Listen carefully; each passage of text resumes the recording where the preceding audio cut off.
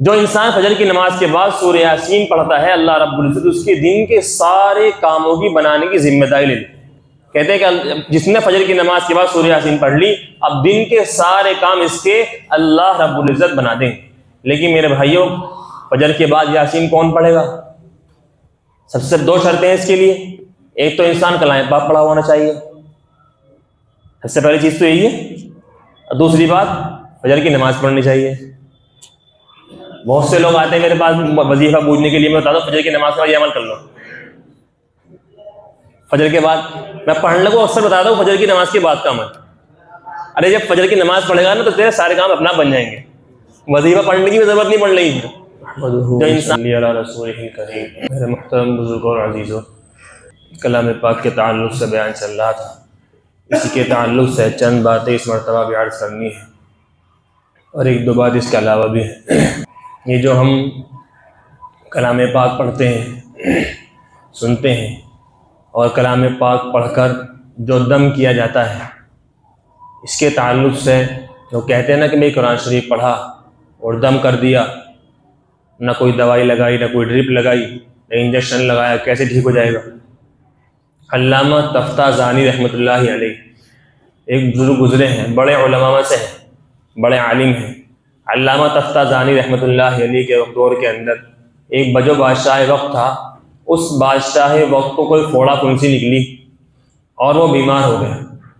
اب بادشاہ تھا، جتنا بڑا آدمی ہوتا ہے، جتنا مالدار ہوتا ہے، اس کے لیے ڈاکٹر اور اتنے بڑے بڑے آتے ہیں، اتنی اچھی فیس والے کو دکھاتا ہے انسان۔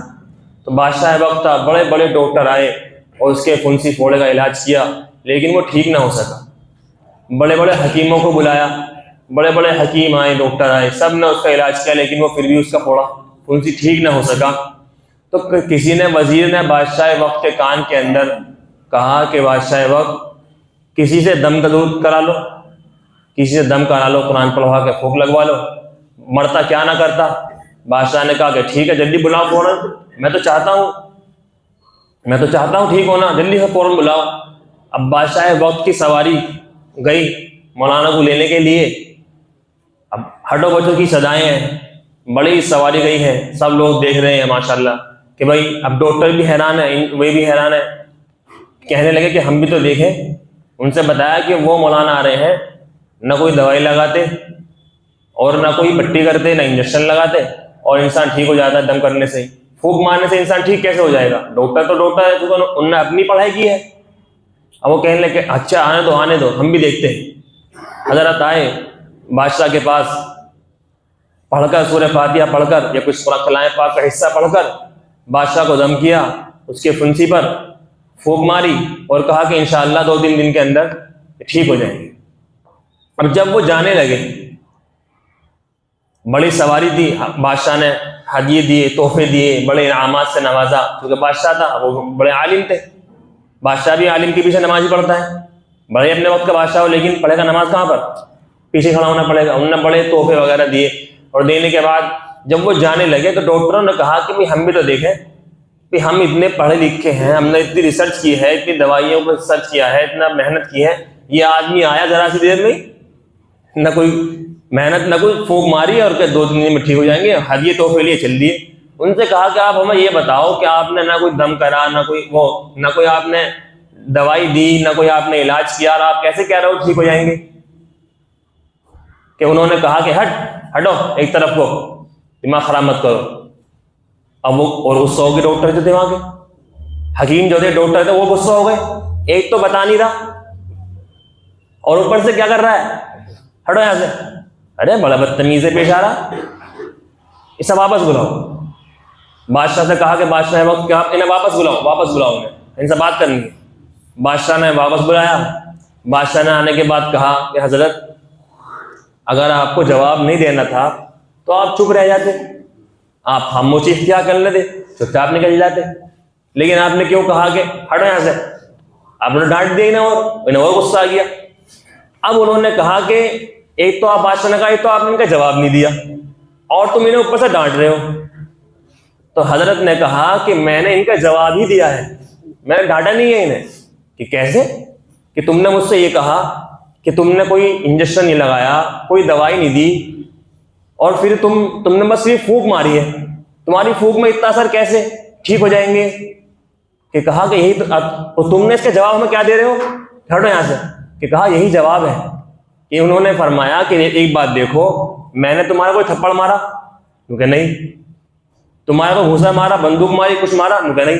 صرف میں نے الفاظ ہیں, میں نے الفاظ بولے ہیں اور تم میرے الفاظ سے لال پیلے ہو گئے.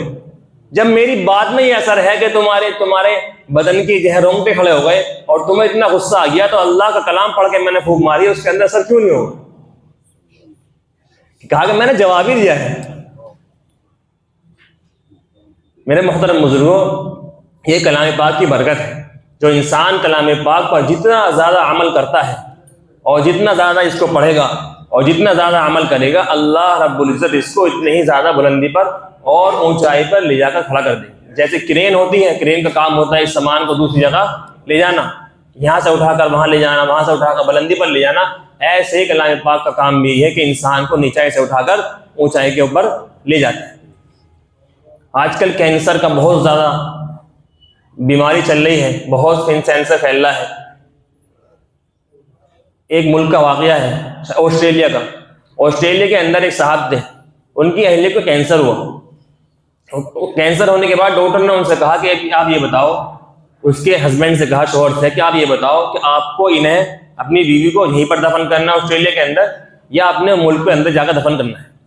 اگر آپ انہیں یہاں پر دفن کرو گے تو ہم علاج اپنے حساب سے کریں گے, اور اگر انہیں آپ وہیں پر دفن کرنا چاہتے ہو تو انہیں فوراً لے جاؤ, ان کے پاس وقت بالکل بھی نہیں. تو انہوں نے کہا کہ بھائی ڈاکٹر صاحب سے کہ آپ یہ بتا دو کتنا وقت بچا ہے ان کے پاس. اندازہ ہوتا ہے ایک بیماری کس طریقے میں پھیل رہی ہے, اتنے دن کے اندر اتنی بیماری پھیل رہی ہے تو جسم کے اندر اتنے دن میں پھیل جائے گی.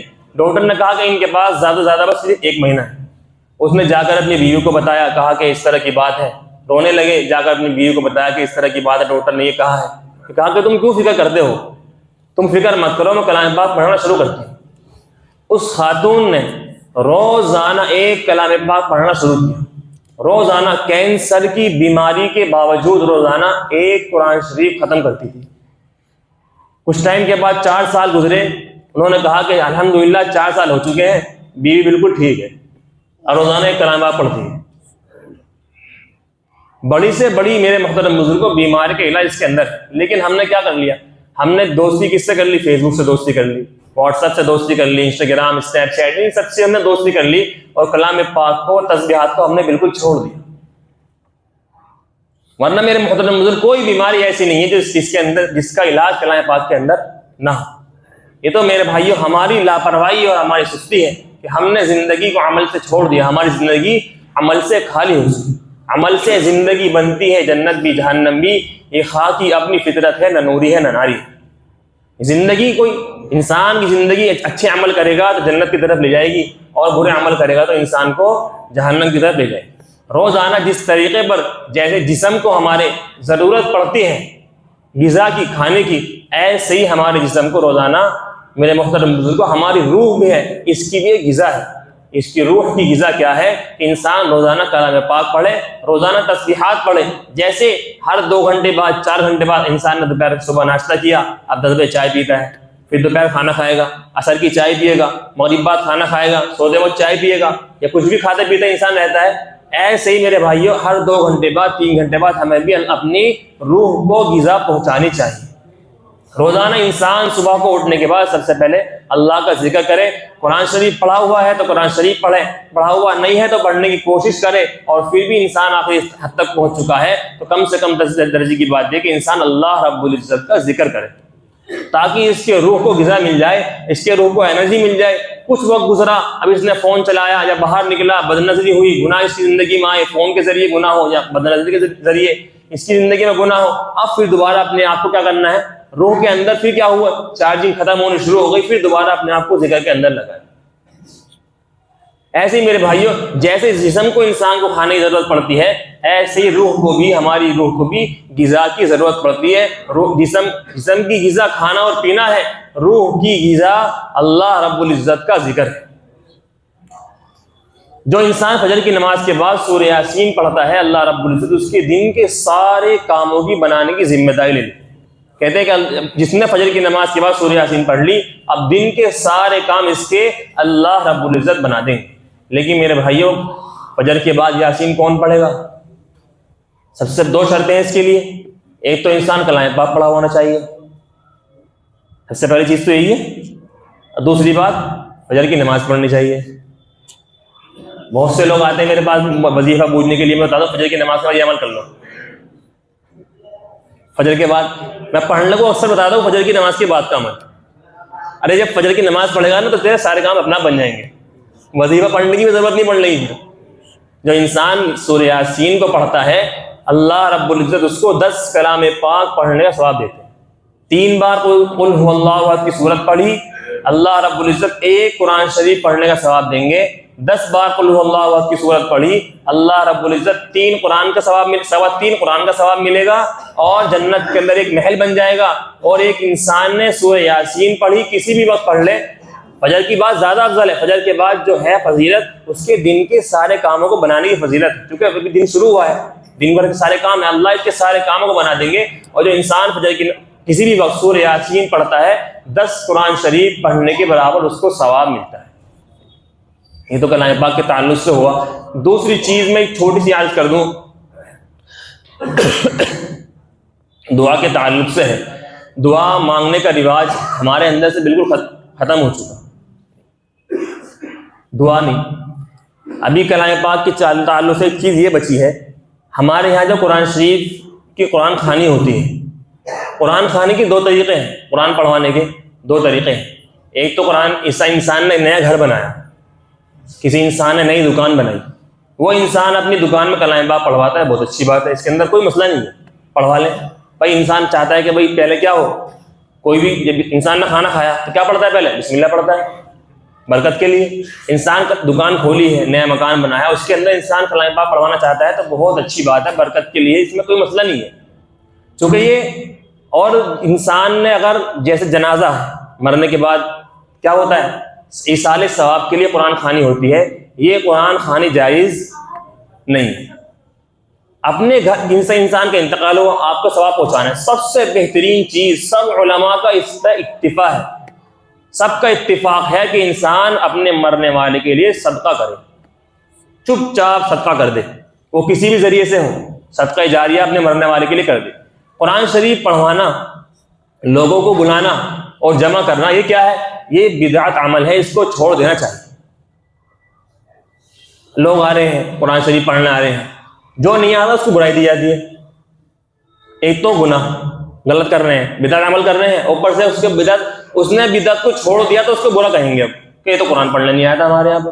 بتا ہمارے والد صاحب کا انتقال ہوا، ہمارے بھائی کا، ہمارے والدہ کا انتقال ہوا، یہ قرآن خوانی کرنے نہیں آیا، اور اس کو برا اور کہہ رہے ہیں، نیلے پہ دہلا اسے کہتے ہیں۔ یہ جائز عمل نہیں ہے۔ اپنے گھر کے لوگ بیٹھ کر چاہے کتنا بھی قرآن شریف پڑھ لیں، ضروری نہیں ہے کہ آپ ایک ساتھ قرآن ختم کریں، آپ 10 دن میں پورا کر لیں، 1 مہینے میں کم سے کم درجے کی بات یہ ہے کہ انسان 1 پارہ روز پڑھتا رہے اپنے مرنے والے کے لیے، 1 مہینہ گزرے گا، اس کا ایک کلام پاک پورا ہو گیا، اس کو ثواب پہنچا دے۔ لیکن اس طرح، اور عورتیں کس طرح کی باتیں ہیں، وہ قرآن خوانی کرنے جا رہی ہے، میک اپ شیک اپ کر کے سرکی لگا کے قرآن خوانی میں جا رہی، شادی میں جا رہی ہے، اس لیے اور زیادہ برا ہے۔ کیونکہ بنا گھر کے اندر تو شوہر کے سامنے کیسے رہیں گی، ایسی الٹی سیدھے بال ہیں، یہ ڈاکٹر کی بھی جائے گی تو میک اپ شیک اپ ذرا منہ دھو کے جائے گی، اس لیے اور زیادہ برا ہے۔ اس لیے میرے محترم بزرگوں، اس عمل سے کیا کرنا چاہیے؟ بچنا چاہیے۔